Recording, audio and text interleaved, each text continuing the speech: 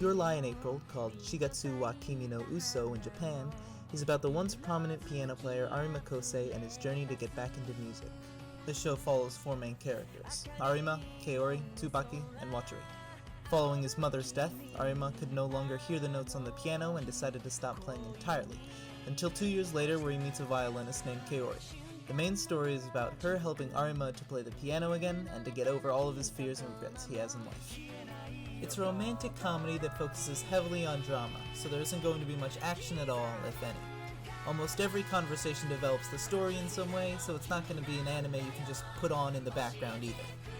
It's also an anime heavily dependent on music. Nearly half of the show is just a character playing an instrument and monologuing over the song. This can be a little bit boring at first, but as you get more invested into the story, you become mesmerized in this dance of pen and score.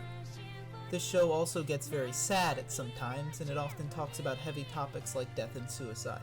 I can almost guarantee that you'll cry, or at the very least tear up. I personally enjoyed this show a lot. I love music with a burning passion, so this was right up my alley. The characters also talk about meaningful things, such as how musicians can make the piece their own and convey their emotions through song. The episodes can feel a bit draggy and long, but that's just because of the sheer amount of dialogue in each one. They feel complete, and they usually further develop a character in some way. And if you are wondering, yes, I did cry at the end. Do I recommend Your Lie in April? Absolutely. Without a doubt. I've seen over 100 different anime shows, and this is easily in my top 5. When I finished it, I didn't feel quite happy or sad, but more so fulfilled.